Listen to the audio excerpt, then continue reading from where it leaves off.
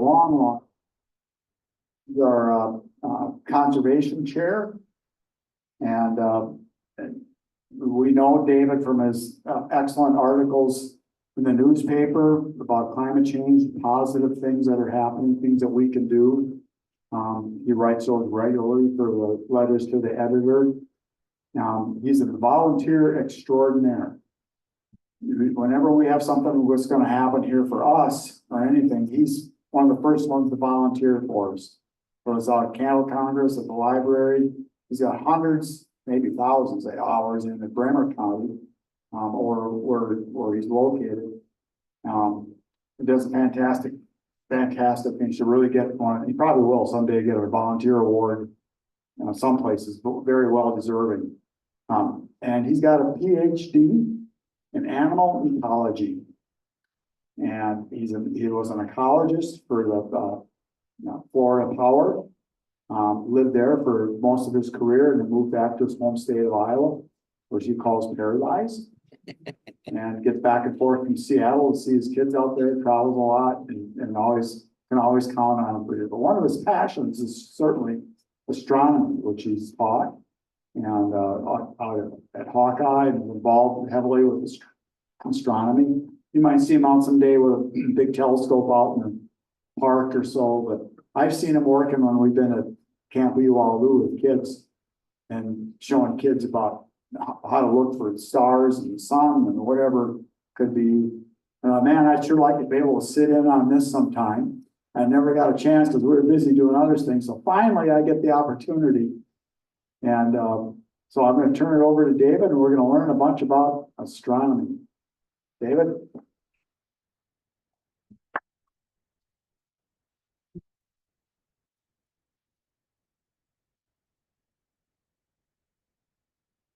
We'll try and get on the other side here, away from the.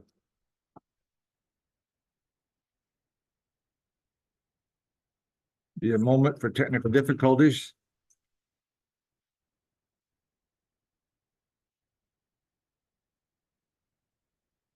Okay. Thank you for inviting me tonight to give me a chance to talk about astronomy. But before I get started, this is primarily a bird club. I have some pictures of birds that I took in Florida, and you maybe can see also then why I take pictures of stars now and not pictures of birds. Okay, this first one is a red cockaded woodpecker. They live only in their cavities are only in living pine trees, and then the only woodpecker that can make their home in a living pine tree. They go in here and make their nest hole, and then they remove the bark all around the hole, and then the sap oozes out, and that keeps predators away. They apparently have ability to not get stuck in the sap themselves, but they are an endangered species. This picture is taken, we're doing a survey of a power plant site, and you want to have your site altered, find an endangered species on it. That does a pretty good job. This is a scrub jay, which is similar to our blue jays, but much more muted in color. And they only live in scrub vegetation in Florida. This is a burrowing owl. The burrowing owl makes their own burrows in Florida. Out west, we have burrowing owls, and they use prairie dog burrows, but in Florida, they dig their own burrows with sandy soil. And finally, this is a manatee. We were out, my children and some other family members were snorkeling. We're looking for manatees, and since I can't swim because of my ears, I was in the boat. And the rules of manatees is you can't pursue them, they must initiate all the behaviors. You can't harass them, you can't do anything. Well, this manatee swam up to the boat, and with full knowledge of all the rules, I couldn't stop myself, and I reached down and patted him on the nose. So, big thrill. That it all makes you all accessories after the fact of my violation of the Endangered Species Act. Okay, I think we're all enthralled by that canopy of stars over our head. I don't think I've ever known anybody that's gone outside at night and has looked up and said, "Oh, I don't want to look at those stars." Everybody enjoys that canopy of stars over your head. And if you're out there very long, you notice that the stars move from west to east. East to west. Sometimes up in the east, sets in the west, stars are the same thing. But here at the North Pole, you can see what really is happening. The stars here are moving from east to west, but the North Star is right in here. It's really not exactly north, it's off a little bit. But on the bottom and below the North Star, the stars are going back from west to east to make that big circle around the North Star. In fact, all the stars that we see at night are making a circle around the North Star. They go down below the horizon, though, on part of their circle. Okay, the question is, do those stars move or does the Earth move?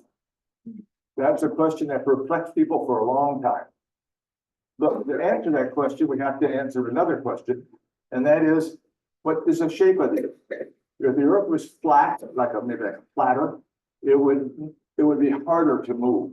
But if the Earth was round, you can at least in your mind visualize that it would move like a ball, that it might move through space. Well, Galileo used several proofs to show that the Earth was round. I think it's worth looking at. It's about 350 BC, and he had it figured out. First of all, he realized that the shadow of an object is the same shape as the object that casts the shadow. Your shadow never looks like a tree. It never looks like a house. It always looks like a person. So the shadow being cast looks like the object that's cast the shadow. Makes good sense to us today. And he realized that the shadow of the Earth was round. He knew that with the sun behind the Earth, the shadow of the Earth would go out into space, and it was always round. If the Earth was not round, the shadow might be some other shape. It might be flat, it might be vertical, might be egg shaped like this, but it would not always be round. Now, how does he see a shadow in space? He realized that when the moon moved into the eclipse of the moon, it was moving through the shadow of the Earth. And this mobile slide picture here shows that as the moon moved in here and then out the other side of the shadow, that shadow line was always curved.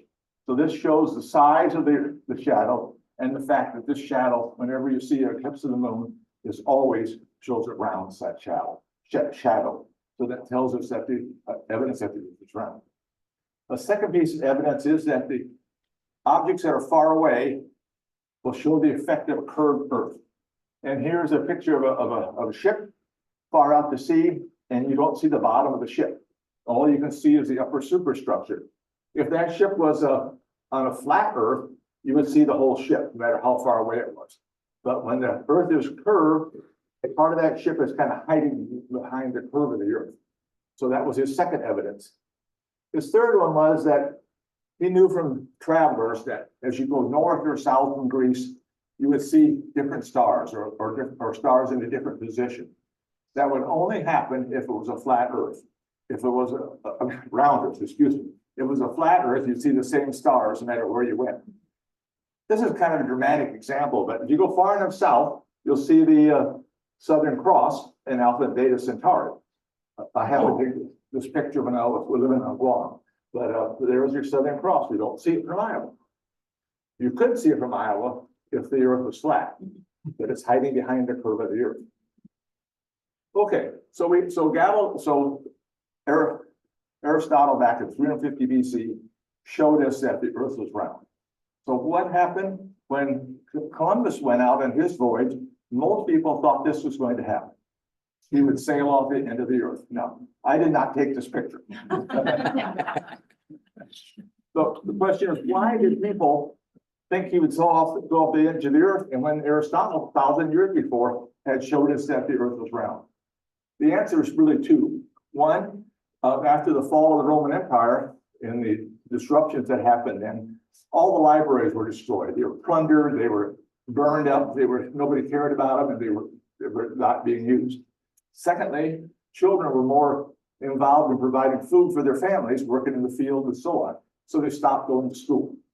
So those are really the two reasons. So if you want in 1,000 years to believe again that the Earth was flat, destroy your libraries, the storehouse of knowledge, and stop going to school. Okay, it took the voyages after this information was lost. It took the voyages of Columbus and Magellan to again show us that the Earth was round. Since the Earth is shaped like a ball, it made it possible, at least conceptually possible, that the Earth would move on its axis. But Aristotle and most people thought that the Earth did not. They understood it was round, but they didn't think it moved. Okay, but people still saw stars and the constellations moving westward across the sky, rising in the east, passing into the sky, and setting in the west. And this seasonal change helped organize the sky. And the way I organize the sky is I use four prominent constellations, one in each season, and then use those to help me find other constellations and stars. But first, we have to have a test. This is our test question. In fact, there's no grade on this test, but these are the two stars, the twin stars of Gemini. They're the only stars in the sky that are close together, and two bright stars that are close together. And they are, you hold your fingers up at night, one star will be on each side of your two fingers. So you kind of test yourself here. You put your fingers up and those stars are close together behind your fingers. That means that the constellations will look smaller on the screen. If you're a lucky person sitting up close and you have the stars far on each side of your fingers, then the constellations look bigger than they really are in the sky. Okay, the first one is really not a full constellation. It's the Big Dipper. We have a handle of 3 stars here, then a bowl of 4 stars. And this can be used then to find other constellations. In your mind's eye and your imagination, this is what you have here. The Big Dipper is really part of the larger constellation of the Great Bear Ursa Major. A bunch of other dim stars, and you got to realize that to make a picture of the stars in the sky, a constellation, you have to have, well, first of all, a good imagination, but you have to be able to use the black of the sky as well as the stars in making your constellation, making your pictures of the sky in your imagination.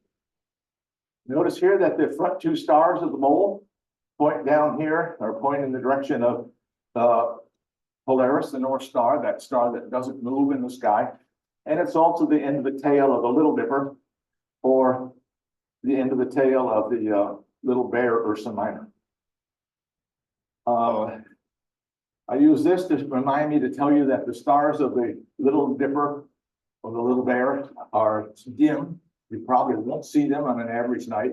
You might see Polaris, or you should see Polaris, and you might see the other stars here in the front of the bowl, but the rest of the stars in the Little Dipper are really pretty dim. So, but here's how you can use the Big Dipper to find some other constellations.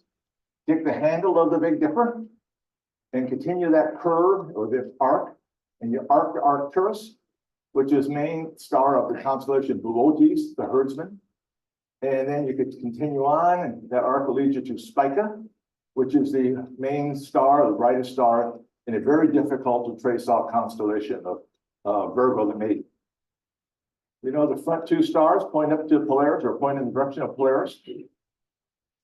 And then the back 2 stars point towards the heart of Leo the Lion, the bright star Regulus. So this is how you can use the Big Dipper. And by that, I guess I didn't mention it, but this is in the spring of the year.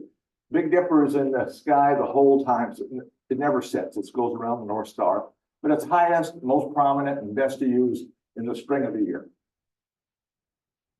In the summer, the constellation, the most prominent constellation, is Scorpius the Scorpion. And this one really looks like what it's supposed to be. But we have 3 stars here, and almost a straight line. In some depictions, this is the head of the scorpion and the base of the 2 pincers. You see, I barely got it on the screen on the slide. The body comes out and makes like a fish hook or a J, ends in a 2-starred stinger. These stars here, you may not be able to see them. They were down in a cloud bank. But we have this fish hook shape, and then we have the heart of the scorpion and this bright reddish star, Antares. So here's our scorpion. This never gets very high above the southern horizon, but it still is useful in finding other constellations. One that you can use it for is just out to the west would be 2 stars of Libra, the scales. And you use the backside here, these 2 stars here with the stinger point directly to the next constellation over. Here they are, here those 2 stars with the stinger, they point right to the stars of Sagittarius. This is called the teapot of Sagittarius. Sagittarius is a large constellation, but the most prominent stars have the shape of a teapot. You have a handle of 4 stars, you have a pour spout of 3 stars, and then a lid, and of course the bottom. So we have a teapot out there. This picture also shows you that it's really best to learn the constellations when you don't have a whole lot of stars, either earlier in the evening or light polluted sky, or if you're using a camera with a fairly short shutter speed. If you use a longer shutter speed or go to a darker sky, you'll see a lot more stars. So here again, we have this teapot of Sagittarius, but we also have the Milky Way coming up. We have some other stars, and this reddish glob right here, that is the Lagoon Nebula, which is a birthplace of stars with a big cloud of dust and gas. So here's our little teapot. It's short and stout. Here's its handle, and here's its spout. And when it gets its steam up, it seems to shout, "Tip me over and pour me out." So here it is. The main constellation of fall is Cassiopeia, the Queen. And she looks more like a W or an M, depending on your perspective here of how she goes around. She's also in the sky all year long, but she's highest and easiest to use and best to use in the fall of the year. I want to draw your attention to this star right here, which is far from a brighter star, not even one of the main stars of Cassiopeia, but this star right here is almost an exact twin of Earth's sun. So if we were on a planet around this star here, our Earth's sun would look like that. Okay. In the broad scheme of things, our sun is not a real big deal. It's a small and little star. Okay, in your mind's eye, your imagination, here's what she looks like. Beautiful, a beautiful woman sitting on her throne. Wow. Here's your M. Now, when I notice here, this nova of 1572, by the way, I use a children's book. This is a little golden field guide of stars I bought it at a yard sale. In fact, I bought it at a yard sale twice. Because we had a Girl Scout fundraiser yard sale, and I saw my book on the yard sale, so I had to buy it back again. I don't want to point any fingers, but a certain lady that I live with, I can put it in the yard sale. But anyway, this star right here was seen by Tycho in the 1500s. And at that time, people believed that the sky was unchanging. The stars were eternal and they never changed. Well, here it is, all of a sudden he saw a new star. Turns out it was an exploding star, a star that exploded. And we had a new star. Now, you cannot, trust me, you can't have an unchangeable landscape of stars if they change. So this really was a big deal in the Middle Ages then. All of a sudden, we had a change in the sky. And he went to a long effort of proving or showing that the star was not close to Earth, it was not part of the clouds, in fact, it was far, far away. Oh, let me see if I can do this. Can you back up one slide? Yeah, I'm going to do it wrong, probably. No, you're fine. Just go ahead and roll that. Forward? Yeah. Didn't roll, okay. Oh, shoot. Well, anyway, you look for, I'm just, don't spoil my surprises now. Shoot, I always forget that. Okay, so here's how we can use Cassiopeia to find other stars. You notice here the open part of the W points down to Polaris, the North Star. So when the Big Dipper is so low in the sky, you can't use it to find the North Star. You can use Cassiopeia because the North Star Polaris is the brightest star beneath that M or that open part of the W. These top 2 stars here point to the left to the next constellation, which is Cepheus the King. Now, Cepheus is looks like a stick house. You have a box of 4 stars, and then a peaked roof here. So it looks a lot like a stick figure of a house. You're going to draw a little stick house, that's what you draw. This top of the house is fairly close to Polaris. It always points towards Polaris. want to draw your attention here, this corner here, has really got three stars here. You can see with the naked eye. This star here is the one that interests you. This is probably the most important star in the sky because John Goodrich in 1785 saw that one star in the whole sky was pulsating in brightness. It would get dim and then bright, dim and bright on a very, very regular thing. I think it's 5.7 days for what it's worth. It was very regularly changing in it. No one knew why. He didn't know why. By the way, he was deaf and he was also couldn't speak, but he had great powers of observation. And his parents made sure he had a good education. Unfortunately, he died when he was 21 years old. But he had discovered what we now call the Cepheid variables. After his death, some other ones we've seen also were found in the sky, but nobody knew what it meant.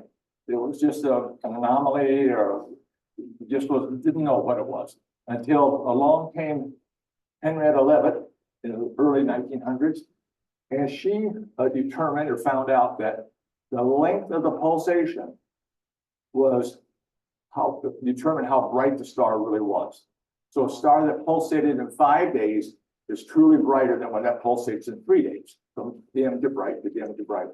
So if you know how bright a star is supposed to be, and you know how bright it appears to be, gives you an idea of measurement of how far away it is. You know, we all can see headlights at of a car coming at us. Far away, those headlights are dim. When they get close to us, they're bright. They're always the same brightness. So if you know how bright they're supposed to be, and they're dim, you know that car's far away. If it was really bright, you better watch your lane and stay in it. But she was the one that determined that. This was what was used later on by Edwin Hubble when he determined that he saw this pulsating Cepheid variable, that his pulsation showed you that it should be really, really bright, but it was really, really dim. But that meant that it was really, really, really, really far away. And in fact, it was outside of our Milky Way galaxy. This is when he determined that the star was in another galaxy, the Andromeda galaxy. And and that really put things on their tape.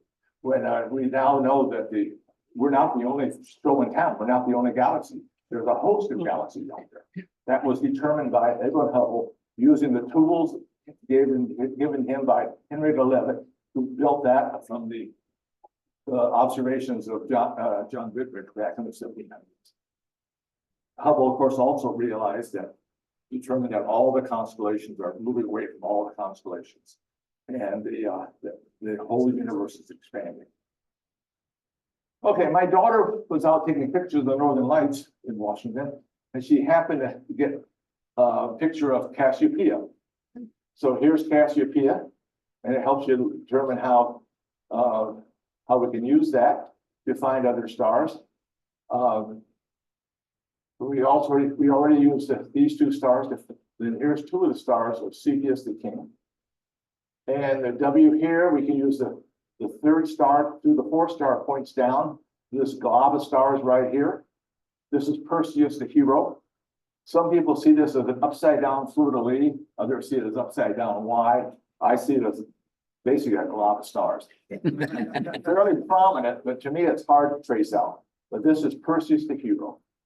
You can go the star 3 through star 2 points to this star here, which is only one I got on the picture of the Great Square of Pegasus. The Great Square of Pegasus is a flying horse, but in the part of that is a square that's almost a perfect square. It stands on its one corner. Some people call it the baseball diamond in the sky, but this is one of the stars right here. But hanging down from this star is shared with two constellations. It's a Great Square of Pegasus, but it's also used in Andromeda the Princess. And so that star is used in two constellations. So you come down here, 1, 2, 3, and this curved line here are the most prominent stars in Andromeda the Princess. So again, that shows you how you can use these constellations to find other constellations. The more prominent constellation of winter is Orion the Hunter. He's best known from the only thing you can see in the sky that has three stars in a row, evenly spaced, evenly brightness, is the belt of Orion. Above that are two shoulders, the reddish star Betelgeuse, and another shoulder star. And then below it is a white star, Rigel, and another knee star. So you have two knees and two shoulders around the belt. And hanging down from the belt, there are three other dimmer stars that are this sword. Now, the middle star of this sword, even out here, you can see it's a little bit fuzzy looking. And particularly with binoculars, you look at it with binoculars, you'll see that you can't get a pinpoint of light like a star normally has. That's because this is not a star at all. It's a great Orion Nebula, a huge cloud of dust, of glowing gases and dust. That is the birthplace of stars. So within this Orion Nebula, there are probably about 1,000 stars forming as we speak.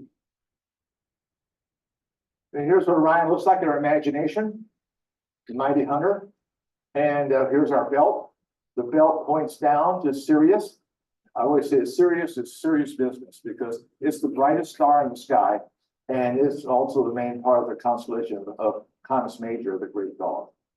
The belt points upward towards Aldebaran, the star right here, a bright star.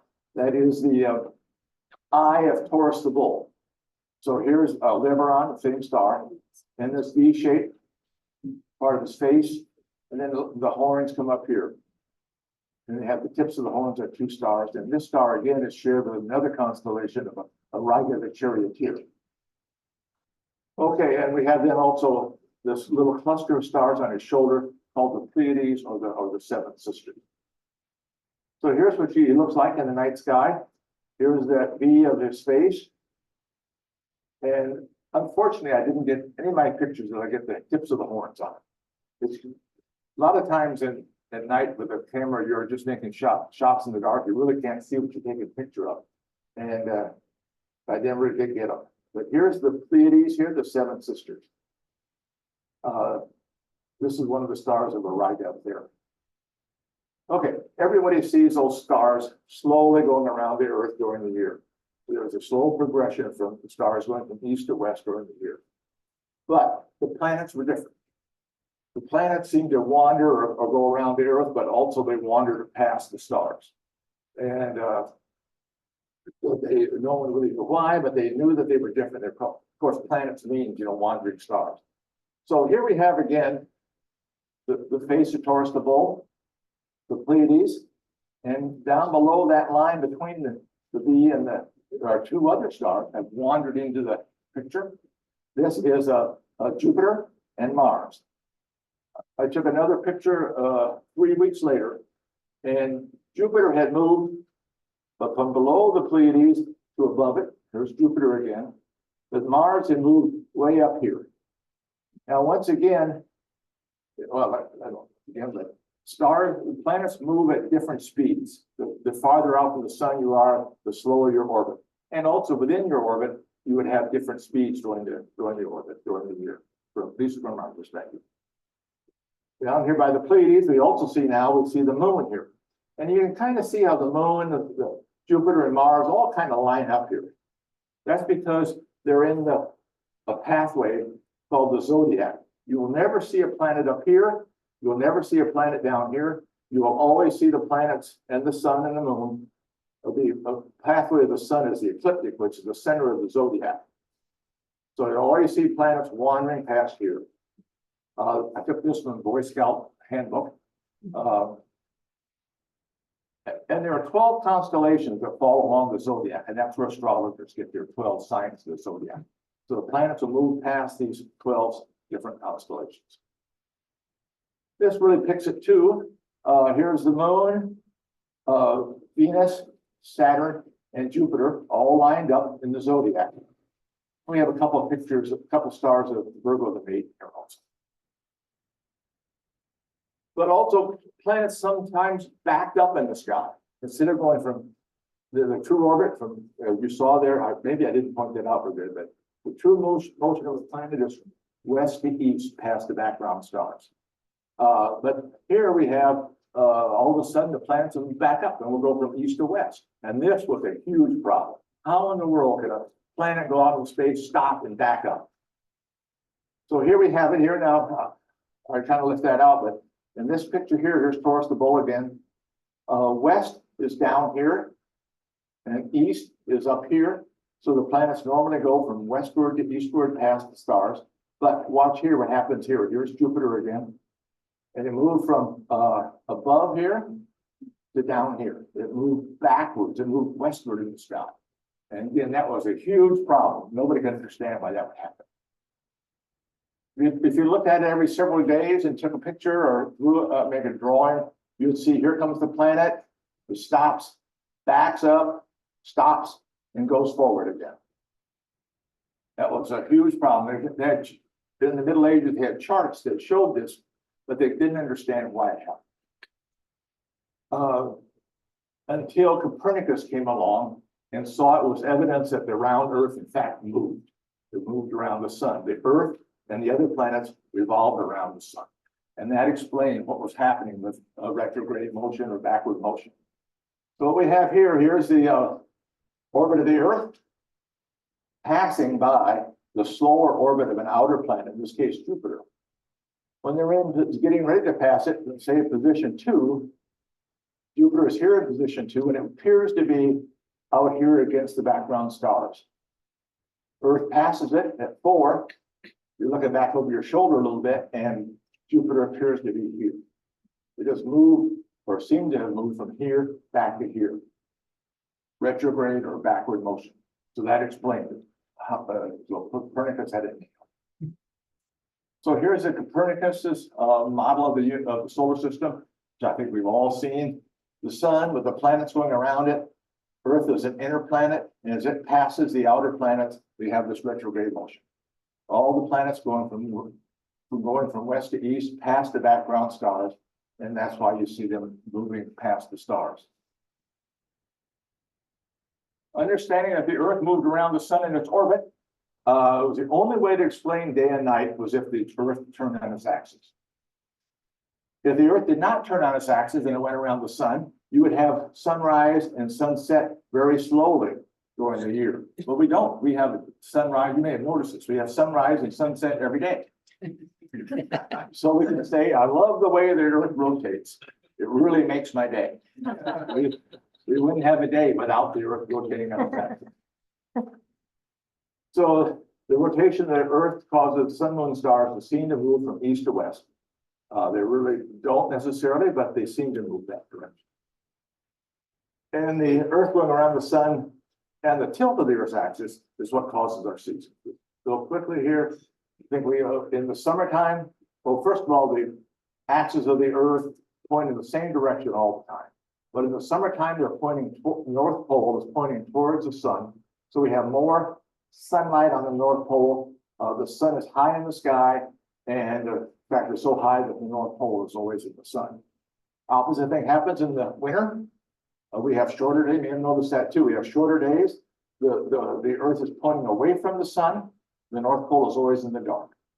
We can see this gradual change during the seasons by looking at the sun at sunrise or sunset. And I did that here. Here's a gravel road outside my house, an east-west road. There's a car coming at me, so I had to be in a hurry. This is my brother-in-law and sister-in-law's farm, and power line here. And here is the sun just coming up in the winter solstice, way to the south. Here's the east, so it's way to the southeast. The sun from after the solstice will start moving northward along the horizon until the sunrise on the first day of spring is right straight to the east down this gravel road. Here's that same power line. Here's our farm, another grove of trees here. The sun will now continue to go northward, and as our tilt changes direction, and until the summer solstice, it's way up here, way to the left of that tree. Here's the road again, east and west. And now it's way in the northeast. It's a little brighter and it's higher in the sky, and I had to wait for the sun to get above a fog bank. But it's way to the northeast. Now again, after this shortest day of the year, the winter solstice, or I should say the longest night of stargazing of the year, it starts going back again to the first day of spring. It comes up right down the road again. So we can see that. I think everybody should notice that. Get outside and see where the sun is when it sets. And when it sets in the summertime or in the wintertime, or it's easier to watch it in the evening, in the morning, but take a look at that, see where it is. Okay, moving on now to the solar system. We have some pictures from NASA I'd like to share with you. First of all, the planets. This is the first planet of Mercury, taken from the Messenger space probe. Notice that there's no atmosphere. You got the blackest space right up against the planet. The desolate, rocky world, full of craters. This shows us that the surface of Mercury has not changed very much through history. The more craters you have, the more time your surface has been unchanged. We have as many things hit Earth as hit Mercury, but we have very few craters because we have processes on Earth that erase the craters. We have mountain building, plate tectonics, erosion, glaciers, and all of those wipe out craters. Next planet is Venus. It's covered with a dense cloud bag. We can't see through those clouds with visible light telescopes, but they can look through those clouds with radar. So here's a picture from radar of a mountain on Venus. Venus beneath the clouds has a very dense atmosphere of carbon dioxide. It has a runaway greenhouse effect. It's in fact the hottest place in the solar system is at the surface of Venus. Because it has that dense atmosphere, when meteors and asteroids hit it, they leave kind of a splat instead of a deep crater on the surface. So they're probably going slower. This is kind of an interesting picture. Russia has put a couple probes, has put some probes on the surface of Venus. They took some pictures until their solder melted after about 15 minutes. But we see here we have plates of rocks and some gravel. And draw your attention here to this object right here, which is right above the teeth of the lander. And in this picture, we see that that object is farther away from the teeth of the lander. Skeptics have jumped on this and said that shows one of two things. Either this was done in a movie lot and somebody just put the thing down in the wrong place, or there was somebody on Venus that walked over there and moved it. Well, the true story is that these are two different landers. And this object is the camera cover, or cover of the camera that was jettisoned off when it landed, and it happened to fall in two different places. So that explains it, that it's really two different pictures. Still, we got the landscape about the same, fractured rocks and some gravel, and we see the sky of Venus. If you're there until your eyeballs started to boil, you would see that the atmosphere is yellow on Venus.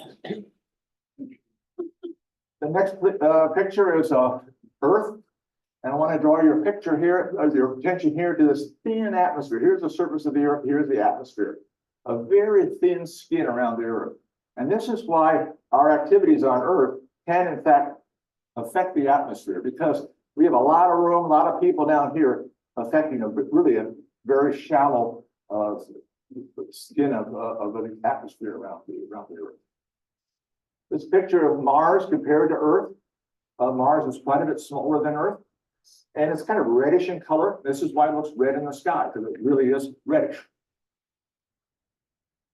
I like this picture because it looks a lot like Earth, except the soil's kind of red, but it's like rust. It's ferric oxide. But we see this trail here. This lander a rover came across here, turned around, and then took a picture back where it came from. I think it's really neat because this shows that in fact this rover is moving across the surface, and they took a picture of its track on the surface of another planet. Also, it points out the sky here. The sky in Mars is kind of pink in color. This is a Phoenix digger. It was not a rover. It landed and it had this scoop that scooped out dirt to look for to analyze. And this is probably the most boring, interesting picture you're going to see here. This is a scoop out from Phoenix. See this little white object right here? If you look over here, it's gone. Here, but not here. because of the situation, the conditions that were going on here, we know that shows that this was ice that melted or evaporated between those two pictures. This is the picture that proved that we had water ice on Mars beneath the surface. Jupiter is a massive planet made of highly compacted, compressed gases. It's a huge planet, but basically are all just squeezed together gases. We have the cloud bands, the reddish red spot, and this is the shadow of one of its moons down on the top of the cloud bands. Juno flew over the North Pole, and we had this very turbulent scene on the North Pole. This is really something. Looks like a surrealistic painting, but hard to explain how you have so much turbulence around the North Pole of Jupiter. Jupiter has 4 moons that were seen by Galileo. This is the inner moon, Io. It's spelled just like it sounds.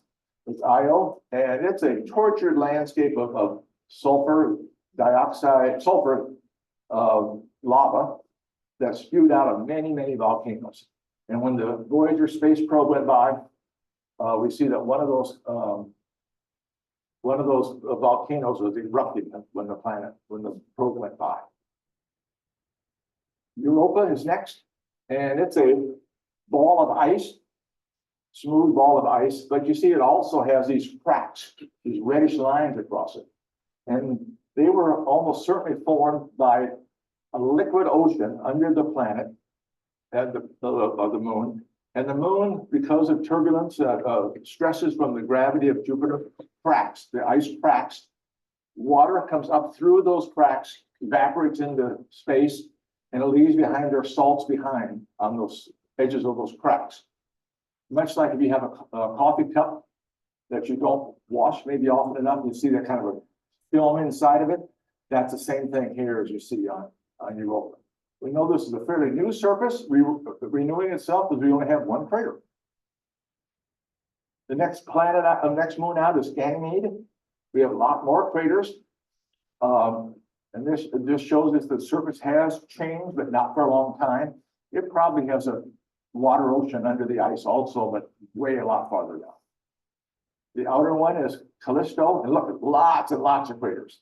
So that tells us that the surface has been unchanged for a real long time. If there is an ocean, it's a small one way down there. This may be a solid ball of ice. Next planet is Saturn. It has muted cloud bands and beautiful rings. This picture was taken by Voyager looking back. That's Earth, taken from Saturn.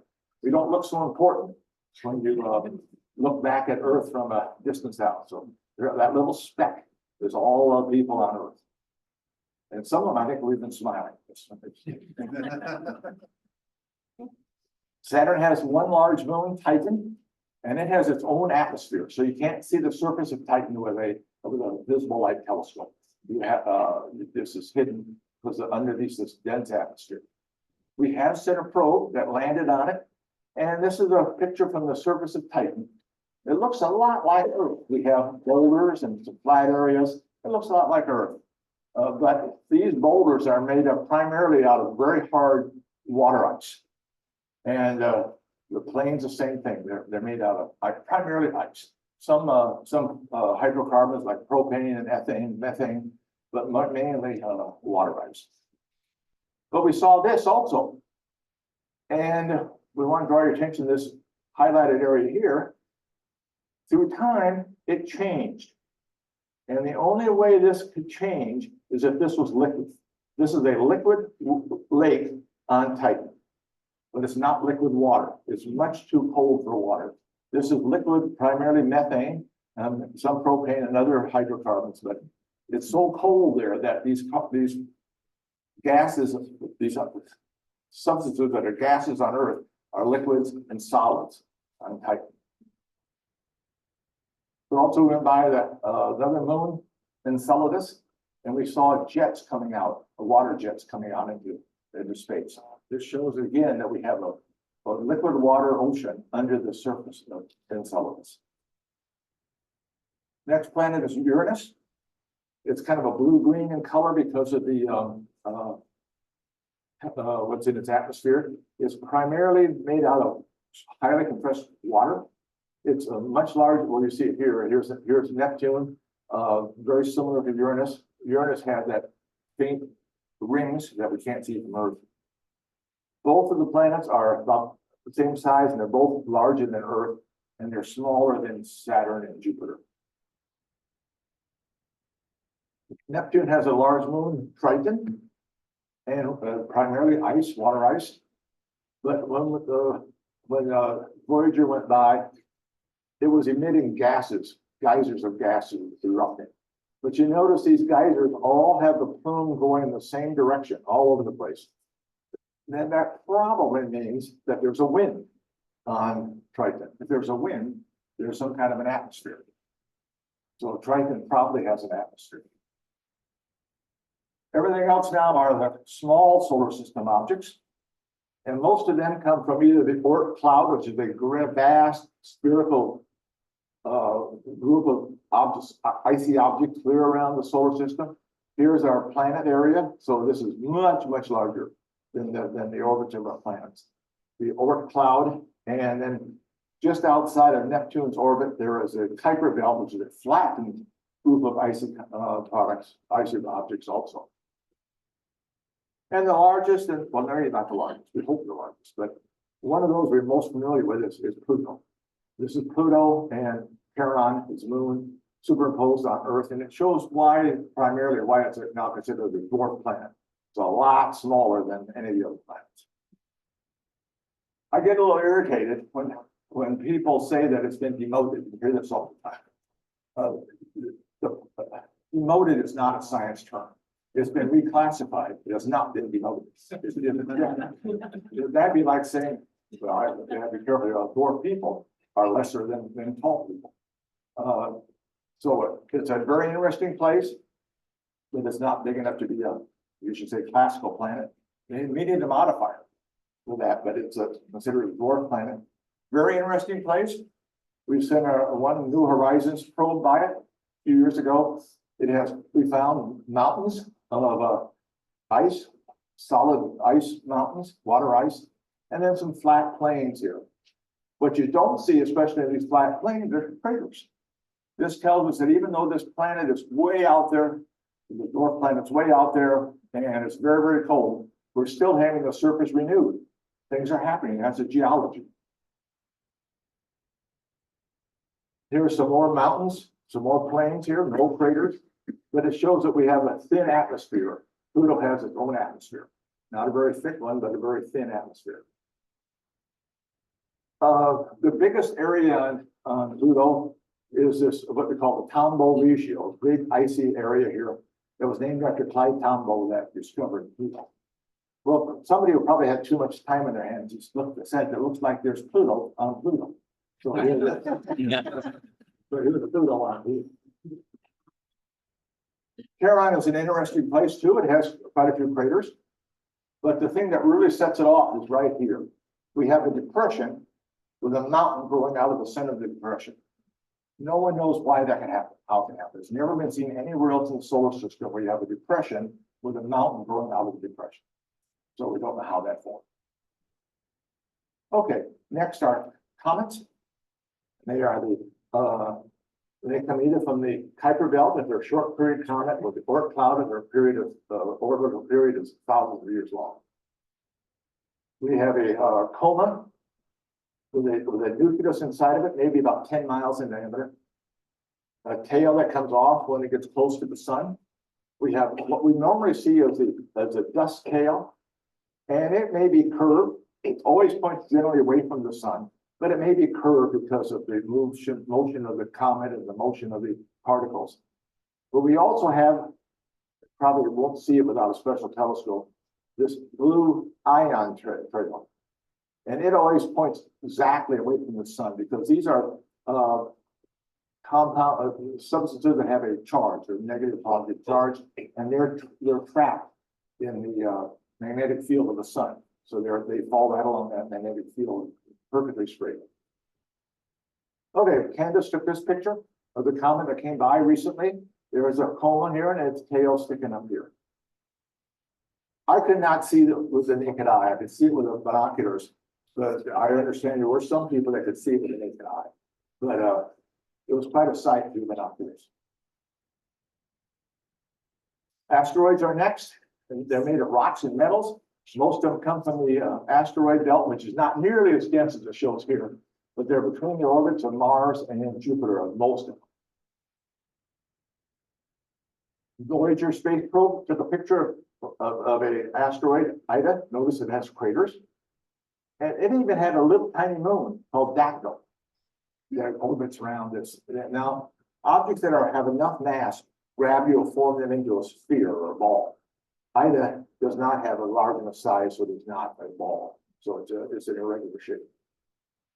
Another asteroid does. This is one of the largest asteroids. I think it's probably the largest. This is Ceres, an icy ball, and it is covered with craters, which means it hasn't changed for a long, long time. Meteors are smaller than asteroids. Don't tell me how small. Don't ask me how small an asteroid could be or how big a meteor is. The meteors are smaller than asteroids. We mostly know them when they streak through the atmosphere and they burn up before they hit the surface of the Earth. So we see them streaking across here. Occasionally, one will make it to the surface. There was a woman in upstate New York several years ago who had heard this crash outside of her house, went outside her house and found this. Her trunk of her car was caved in, and inside the trunk was a meteor about the size of a small loaf of bread. She then turned it into an insurance company, and an insurance company said that it was an act of God. They didn't cover meteor damage. However, the Museum of Natural History in New York City found out about it, and they came out, and you can see it's on the trailer now, and bought her car and the meteor for $50,000. So I think she did all that. I did check, and most, if not all, the car insurances in Iowa now cover meteor damage. You get hit, you won't be covered. If you have a larger meteor, it causes even a bigger crater. So this is in Arizona, a meteor about half the size of the football field made this crater about a mile in diameter. Now, again, we don't see many of these craters because most of them are removed through time very quickly, geologically, by the different geologic processes on Earth. Okay, finally, we have the Earth has a moon. And the orbital motion of the moon is, again, like the planets, from west to east. And it's hard to see that. We see it every day going from east to west, but it really is moving from west to east in its orbit.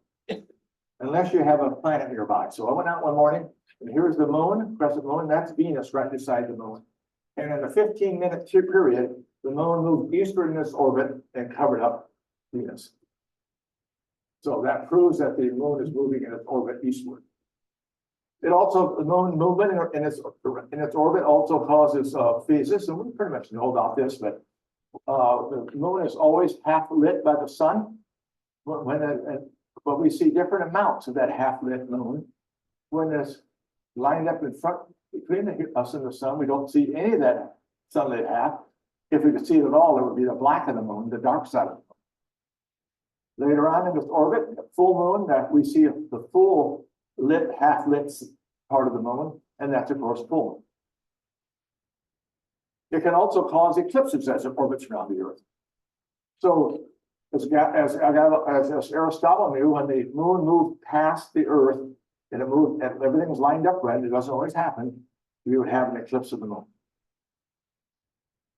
Reverse things with the moon in the middle. We now have the shadow of the moon falling down on the Earth, and that's an eclipse of the sun.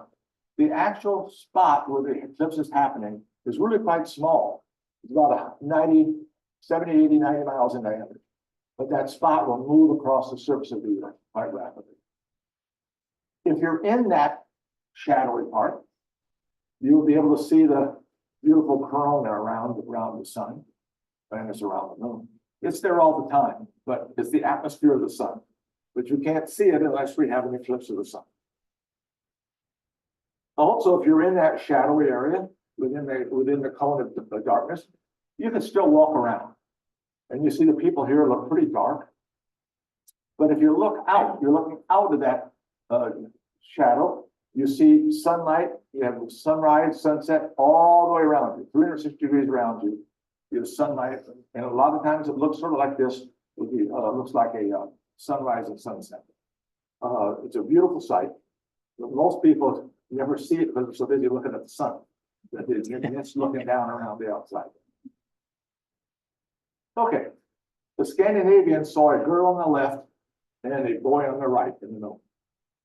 We see a man in the middle. They see two kids in the middle. And this may have been the origin of Jack and Jill.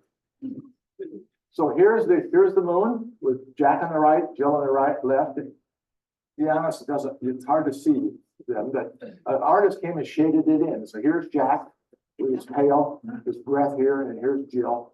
Jill is not quite as easily seen, but there they are. There's the two kids on the moon. So what happens in the poem? Jack goes up the hill first. So here's Jack, the first quarter moon. We have Jack on the moon, or Jack up the hill, and he's joined with Jill. So at full moon, we have Jack and Jill went up the hill. And what they do? They fetch the pail of water. And what happens next? Jack falls down. So all we have is Jill left on the moon. And then Jill comes tumbling after, and the moon is gone. We have so with that, I'll end and thank you. And I appreciate the chance to talk to you.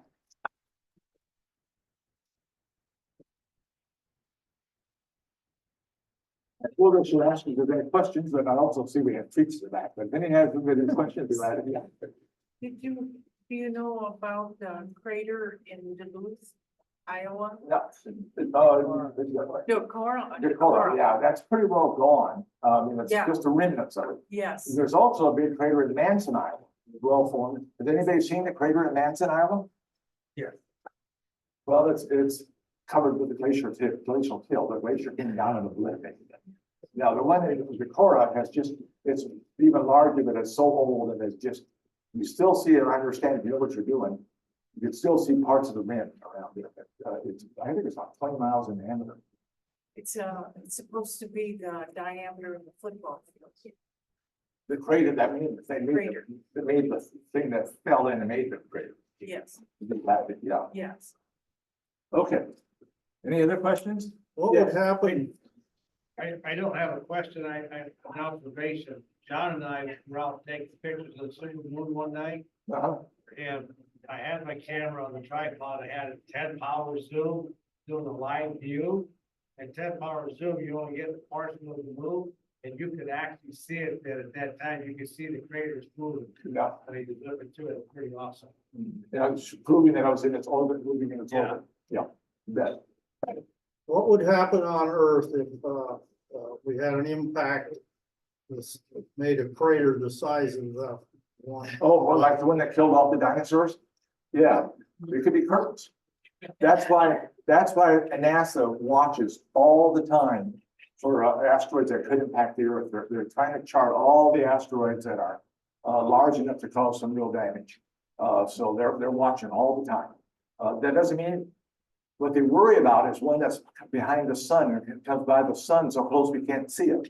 And then it gets us before we have a chance to react. But they're looking all the time. And what are they gonna do if they find? I'll tell you the duck, I guess. I don't know. No, I'm being frivolous, sorry. There are, if you see it early enough, there are things that you can do. And one thing, we just had an experiment last year, maybe 2 years ago. They put a space probe out near a comet, and they hit, I think it was a comet, maybe an asteroid. They hit it with shot at it with a bullet, like a huge bullet, and they did nudge it in its orbit, change its orbit a little bit. So what's one thought is you can maybe make it change its orbit by hitting with an impact or maybe a nuclear bomb. But you don't want to break it up because then you have all kinds of comets coming out. So they're working on that. They have some ideas of what to do. Hope we never use them. But yeah, heck, that's one of the things that could wipe out life on Earth. Yes. I've always had a hard time seeing the constellations and what the images are. And when I was photographing the Milky Way in Peru, or up in the Andes, my guide was Incan descent.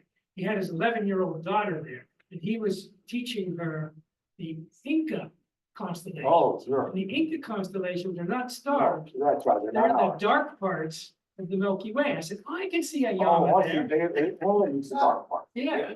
Now, you need three things, three tools to make a constant picture in the sky.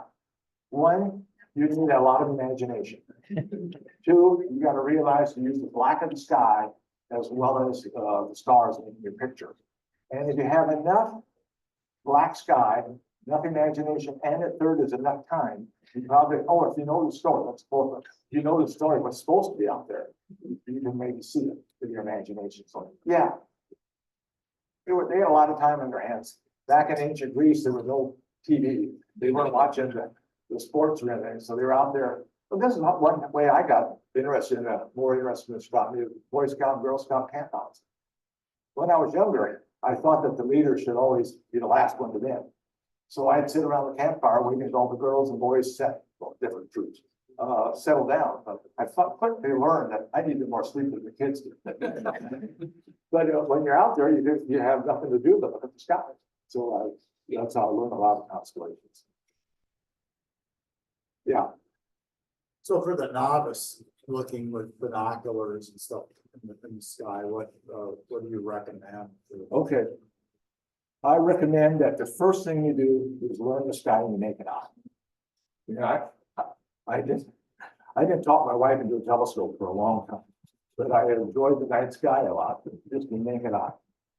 Then, once you know what's out there, you can move up to binoculars, because binoculars they help because they're looking the same place you're looking.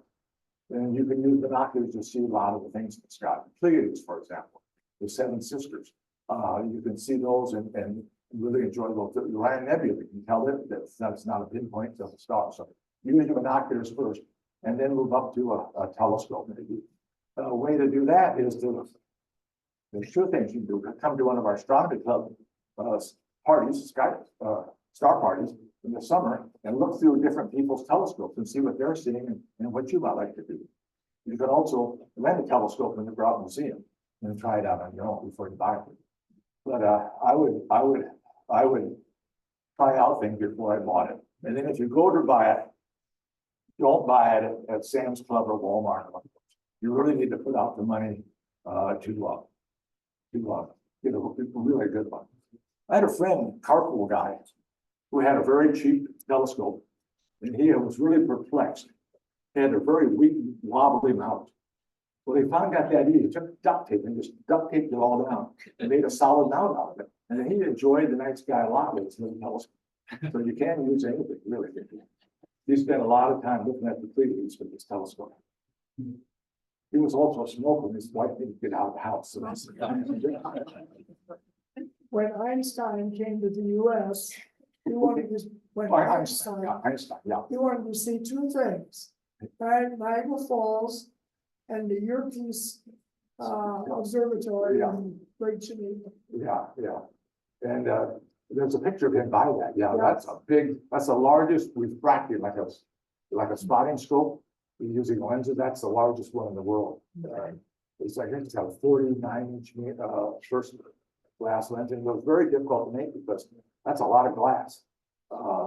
It tends to sag once it gets too big. You know, glass is I guess you say it's super liquid, so it can be formed in time if it's too big. So that was about the limit of how big it can make it. Of course, the mirror telescopes, and they got developed. You can make a mirror any size if they are, because it's supported on the back side. And it's probably not all glass. It's probably reflecting off of metal, some, gold maybe, that causes the reflection rather than just off the glass. But that's right. And he also got out to Hubble and got to witness that he was right. So see, when his talked to him all of it, but he made his calculations. He showed in there that the universe was expanding. But he said that was ridiculous. So he put a fudge, called the fudge factor in there that made a static universe. Well, he went out to Hubble, and Hubble showed him how the universe was expanding. And he said it was the greatest mistake he made in his life that he took the fudge factor out. So he had to figure it out that the universe was expanding. He didn't believe himself. Okay, I can solve on that. Yes.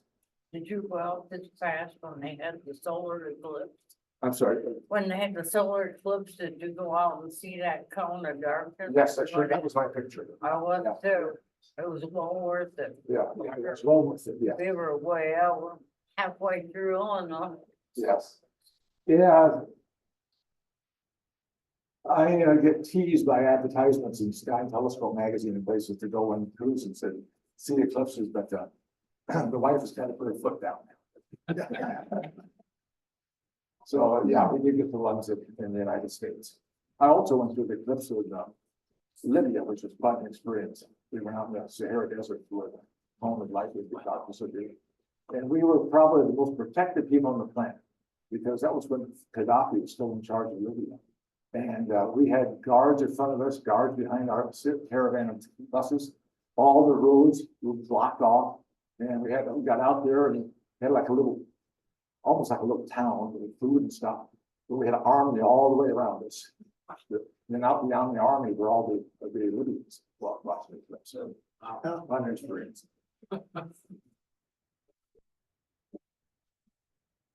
I have laryngitis, so we'll see if you can hear me.